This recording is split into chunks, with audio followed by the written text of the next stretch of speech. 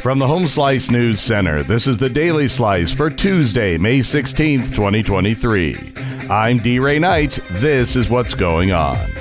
A shooting sports complex the South Dakota Game Fish and Parks Department plans to build north of Rapid City will go out for another round of bids. That's according to John Canta, a State Division of Wildlife official who's leading the project. He says they only received one initial bid earlier this year, and it came in well over estimates. The project's estimated cost has grown substantially from $10 million to $12 million to now $20 million. The Meade County Sheriff's Office has found a missing man. Amy Rose has the story. Amy. Yes, D-Ray. The Meade County Sheriff's Office say they've made contact with a Hereford area man who went missing over the weekend. The Sheriff's Office said they were able to locate and speak with Jason Broadway. Searchers spent the weekend looking for him after he was reported missing Saturday night. And at that time, law enforcement had said they were concerned about his welfare.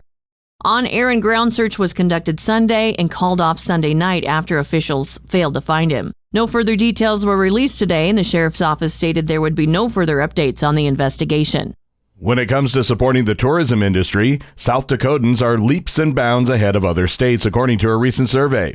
During National Travel and Tourism Week, Governor Kristi Noem touted the great amount of support that South Dakota residents have for the tourism industry. Travel South Dakota partnered with Longwoods International in December of 2022 to conduct a research study designed to better understand how residents of the state interact with and think about tourism.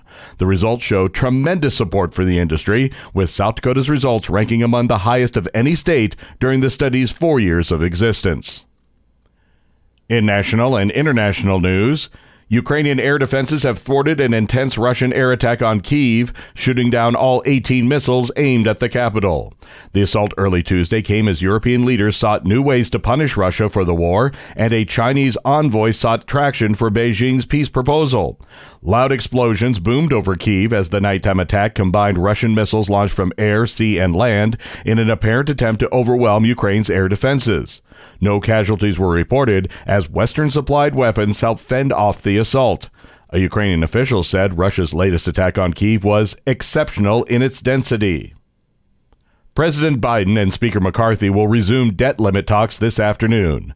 Amy Rose has more. Amy. President Joe Biden will discuss the debt limit with House Speaker Kevin McCarthy and congressional leaders at the White House. It's a high-profile Tuesday afternoon session with possible reverberations across the globe ahead of the president's trip to the Group of Seven summit in Japan. Early outlines of a potential deal are beginning to emerge despite the painstakingly slow negotiations, but expectations are low for an agreement as staff talks are expected to continue. McCarthy is prodding Biden to move faster toward a deal, and the U.S. Treasury is warning that the U.S. could run out of cash to keep paying the nation's bills as soon as June 1st if there is no agreement. Meanwhile, the U.S. Department of Agriculture announced a nearly $11 billion investment on Tuesday to help bring affordable, clean energy to rural communities throughout the country. Rural electric cooperatives, renewable energy companies, and electric utilities will be able to apply for funding through two programs, U.S. Department of Agriculture Secretary Tom Vilsack said during a media briefing on Monday. Funding for these programs comes from the Inflation Reduction Act, which has generated hundreds of billions of dollars for renewable energy transition and environmental cleanup. Your weather forecast from the Home Slice Weather Center. Mostly sunny and nice with a high of 75. Low tonight, 54. And that was your Daily Slice for Tuesday, May 16th, 2023. The Daily Slice is a production of Home Slice Media Group, hosted by D. Ray Knight with Amy Rose. Executive producer Mark Houston. Engineered by Chris Jacquez. I'm D. Ray Knight. Have a great day.